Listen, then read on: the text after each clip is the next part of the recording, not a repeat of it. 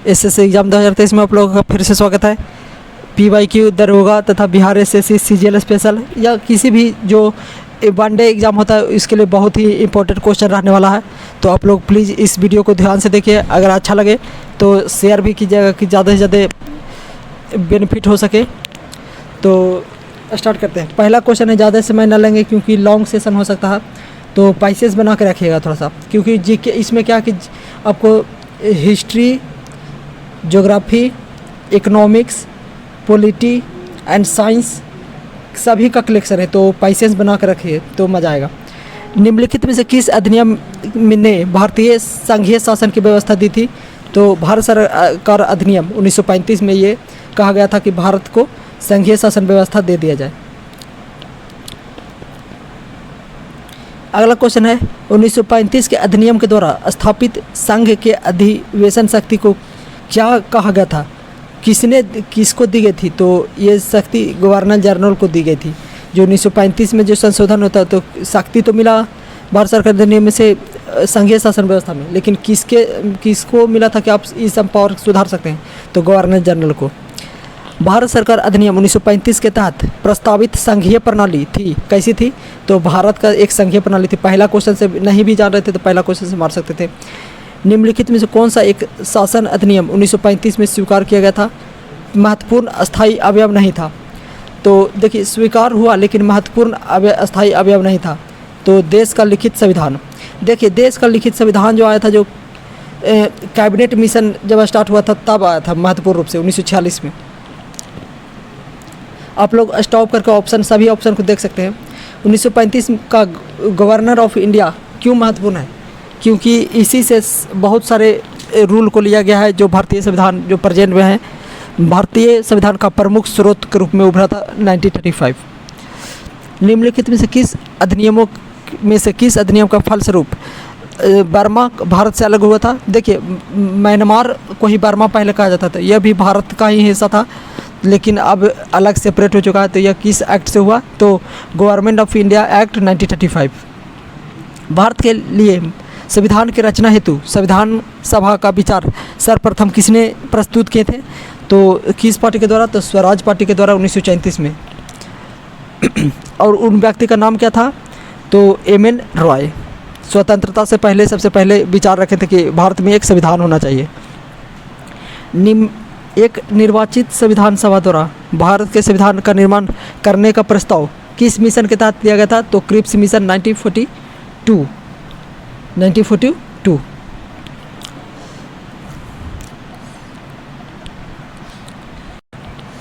Cabinet mission योजना के अंतर्गत संविधान निर्मात्री में जो प्रत्येक, जैसे अभी इलेक्शन होता तो उसी प्रकार से पहले इलेक्शन होता था तो कितनी जनसंख्या में अनुपात में रखा गया था? प्रत्येक प्रांत को बांटा गया था, तो 10 लाख व्यक्ति में बांटा गया था प्रत्येक प्रांत को।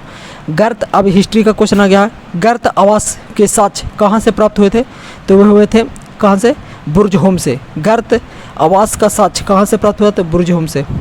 विंध्य क्षेत्र में के शिला श्री से संबंधित मानव कंकाल मिले हैं, कहाँ मिले हैं?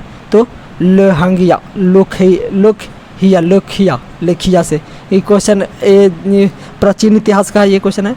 अगला क्वेश्चन देखिए, सब गलती। भारतीय पुरातत्व सर्वेक्षण निम्नलिखित विभागों या मंत्रालयों का संलग्न है, तो इनमें से एक अधिक। संस्कृति, पर्यटन, मानव संसाधन विभाग सबसे ज़्यादा। भारतीय पुरातत्व का जनक किसे कहा जाता है? अलेक्जेंडर कनिंघम को कहा जाता है। राष्ट्रीय मानव संग्रहालय कहाँ पर स्थापित है? तो भोपाल में। राष्ट्रीय मानव संग्रहालय कहाँ स्थापित है? तो भोपाल में। अगला क्वेश्चन है, मानव सभ्यता का विकास कहानी दर्शाने वाले देश का सबसे बड़ा सबसे बड़ा संग्रहालय जो इंदिरा मानव संग्रहालय कहाँ स्थित है? तो पूछेगा, ये इतना क्वेश्चन घुमा के पूछा लेकिन सबसे बड़ा पूछ देगा। सबसे बड़ा संग्रहालय इंदिरा गांधी मानव संग्रहालय कहाँ स्थित है? तो भोपाल में। मानव समाज का विलक्षण है क्योंकि वह मुख्यतः आश्रित होता है। ये होगा धर्म पर होगा। सिंधु सभ्यता संबंधित है आधि ऐतिहासिक युग से। देखिए, बेसिक क्वेश्चन गलती हो चुका। तो सिंधु सभ्यता किससे संबंधित है? तो आधि ऐतिहासिक युग से। अगला क्वेश्चन है, सिंधु घाटी सभ्यता गैर आर्य थी क्योंकि वह नगरीय सभ्यता थी, क्योंकि आर्य जो था जो कृषि पर आधारित सभ्यता था, लेकिन जो सिंधु घाटी सभ्यता कैसा नगरीय सभ्यता। सिंधु घाटी सभ्यता को आर्यों से पूर्व की रखे जाने वाले महत्वपूर्ण कारक क्यों थे, तो मृद भांड था। प्रमुख कारण क्या था, तो वो था मृद भांड। अगला क्वेश्चन है, अब ज्योग्राफी से आ गया, बांग्लादेश की सीमा लगने वाले भारत राज्य, देखिए इसका ट्रिक क्या है, ममता बनर्जी, MAMTA, और बनर्जी मैंने वेस्ट बंगाल हो गया, बनर्जी मैंने वेस्ट बंगाल, M से मेघालय, A से असम, M से मणिपुर या मिजोरम, और T से त्रिपुरा, A से ये हो गया क्या, त्रिपुरा, क्या ये हो जाएगा असम।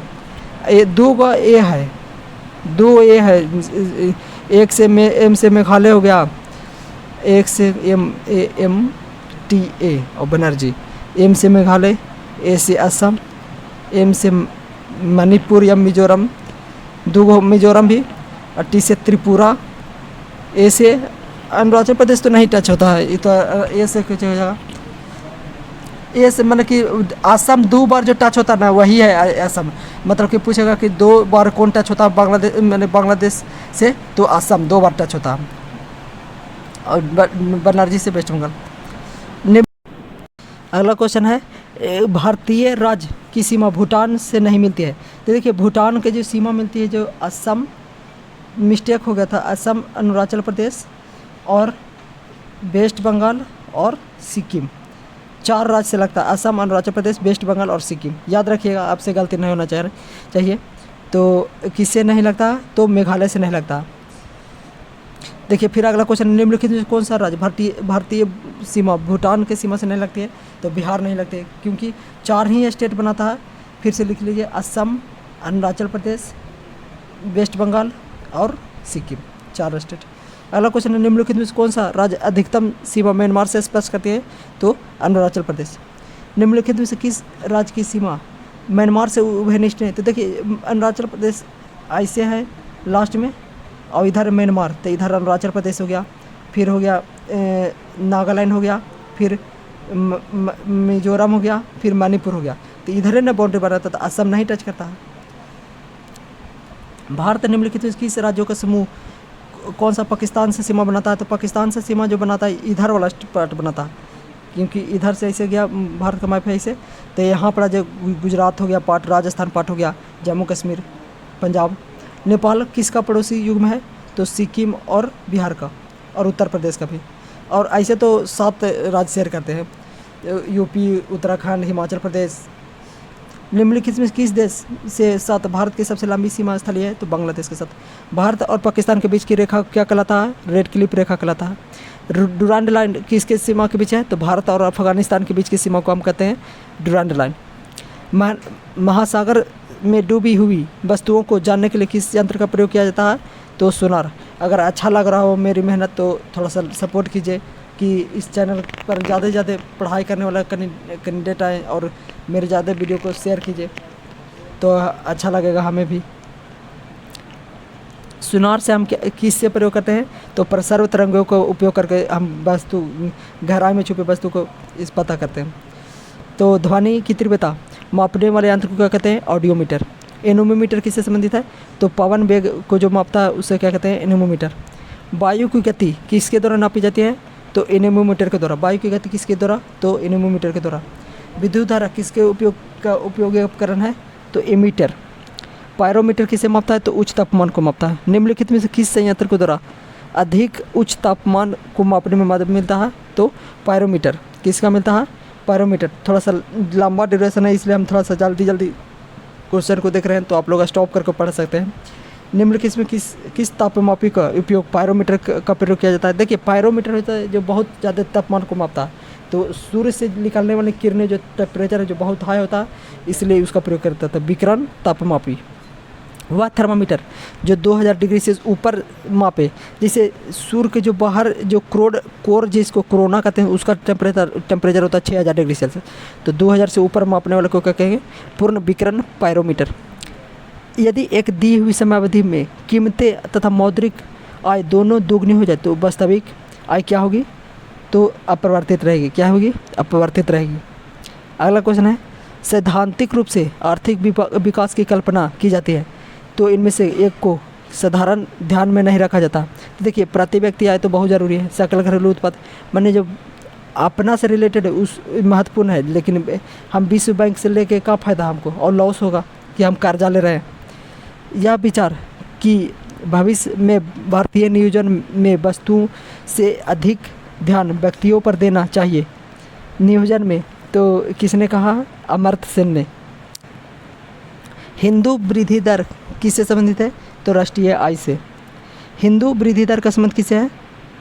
जीडीपी से। किससे संबंधित है? जीडीपी से, राष्ट्रीय आय से, जीडीपी से।